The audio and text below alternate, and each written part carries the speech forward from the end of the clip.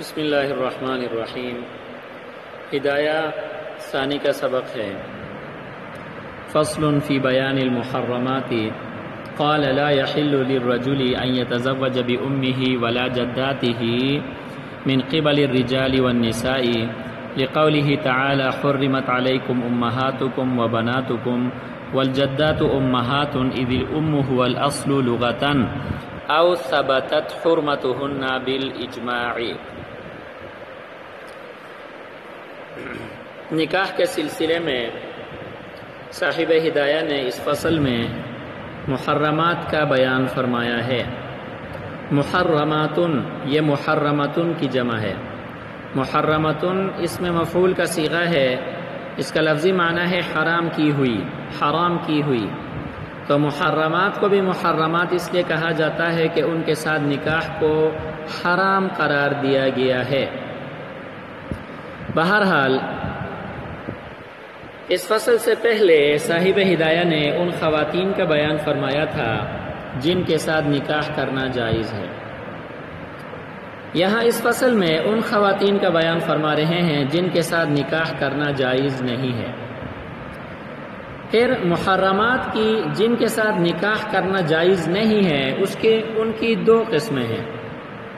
ایک قسم وہ ہے کہ جن کو شریعت اور فقہ کی اصطلاح میں محرمات کہا جاتا ہے۔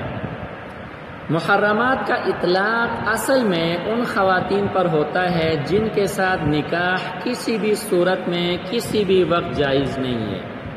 جن کے ساتھ نکاح کسی بھی صورت میں کسی بھی وقت جائز نہیں ہے، حقیقی شرعی محرمات وہی ہیں۔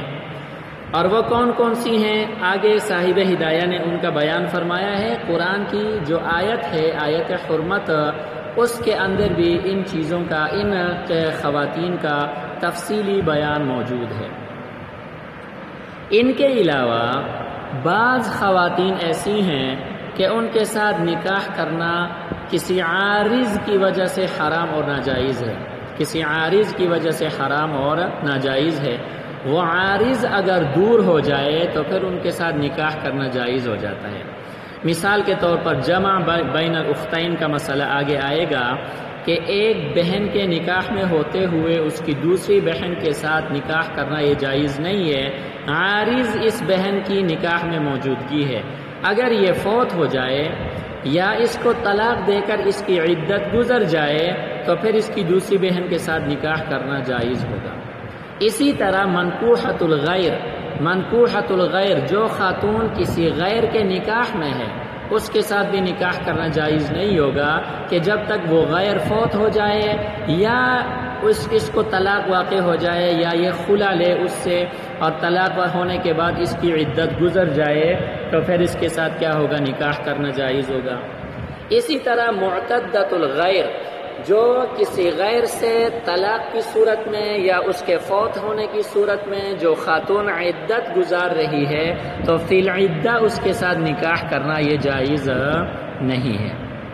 اسی طرح جب تک اس کی عدت نہ گزر جائے، اسی طرح اپنی مملوکہ باندی سے کہ جب وہ مملوکہ کی حیثیت میں ہے نکاح کرنا یہ جائز نہیں ہے۔ ہاں اگر اس کو آزاد کر کے اس کے ساتھ نکاح کر دے تو ایسی صورت میں نکاح کرنا جائز ہوگا۔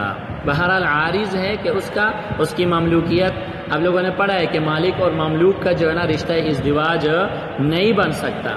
اچھا جی، اسی طرح اگر کسی آدمی کے نکاح میں 4 خواتین ہیں تو کوئی 5ویں خاتون کے ساتھ نکاح کرنا اس کے لیے جائز نہیں ہے۔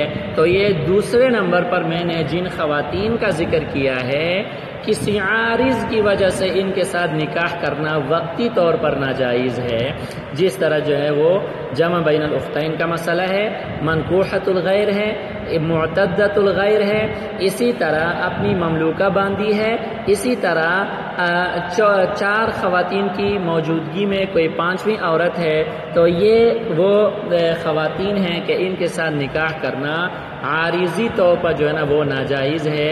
اگر وہ عوارض ختم ہو جائیں تو پھر ان کے ساتھ نکاح کرنا جائز ہو جاتا ہے۔ لیکن پہلی قسم کی جو محرمات ہیں کہ جو آیت کی روشنی میں اور ان کے ساتھ بعض اور خواتین بھی ہیں، جس طرح امہات کے ساتھ جو ہیں وہ جدات بھی ہیں من قبل الرجال اور من قبل النساء، اسی طرح بنات میں بنات حقیقیہ بھی ہیں، صلبیہ جن کو کہا جاتا ہے، اور بنات رضاعیہ بھی ہیں وغیرہ. اسی طرح اخوات میں اخوات حقیقیہ بھی ہیں، اخوات علاتیہ بھی ہیں، اخیافیہ بھی ہیں وغیرہ. بہرحال یہ ان ساروں کا بیان انشاءاللہ آگے آ جائے گا. تو بہرحال پہلی قسم کی جو خواتین محرمات میں داخل ہیں ان کے ساتھ نکاح کرنا کسی بھی صورت کسی بھی وقت جائز نہیں ہوگا. تو ان میں سے صاحب ہدایہ نے فرمایا لا یحل للرجل ان یتزوج بامہ، کہ کسی مرد کے لیے حلال نہیں ہے کہ وہ اپنی ماں کے ساتھ نکاح کرے، ولا جداتہ، اور نہ ہی اپنی جدات کے ساتھ نکاح کرے، من قبل الرجال والنساء، چاہے وہ رجال کی طرف سے ہوں یا نساء کی طرف سے ہوں.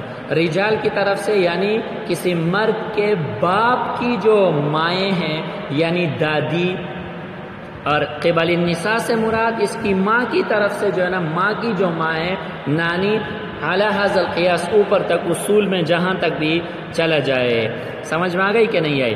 دلیل کیا ہے امہات کے اور جدات کے حرام ہونے کی دلیل کیا ہے؟ فرمایا کہ حرمت علیکم امہاتکم و بناتکم، یہ آیت جو ہے نا وہ کیا ہے؟ دلیل ہے. والجدات امہاتنا.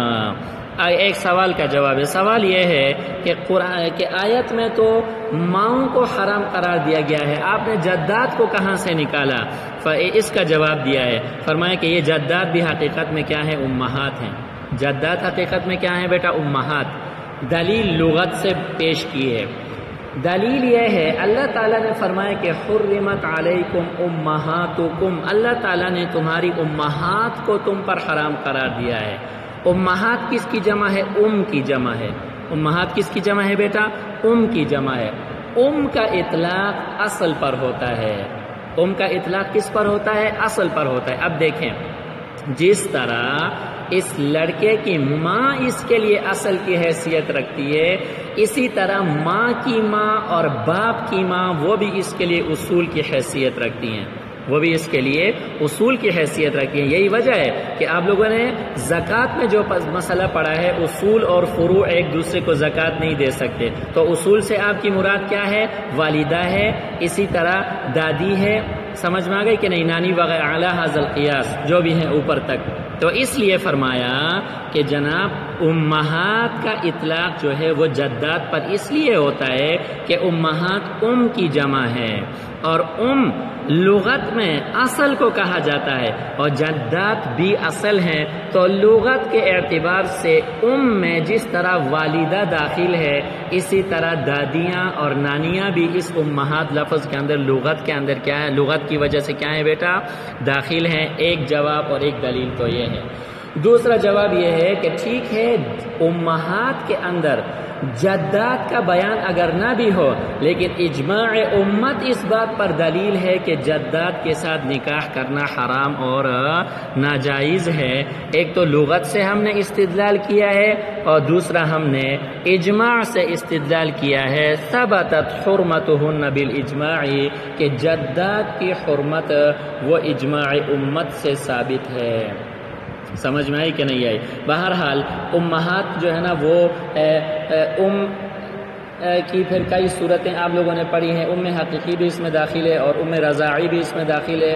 آگے رضاعت والا مسئلہ آگے آ رہا ہے امہاتکم من الرضاعہ میں، وہاں جو ہے نا اس کی بات آ جائے گی. اسی طرح منکوحۃ الاب وہ بھی اس حکم میں ہے کہ اس کے ساتھ بھی نکاح کرنا جو ہے نا وہ کیا ہے؟ جائز نہیں ہے علی ھذا القیاس. باقی جو محرمات شرعیہ ہیں ان کی کا تفصیلی بیان آگے چل رہا ہے، پھر ہم اس کے اوپر انشاءاللہ بات کرتے رہیں گے.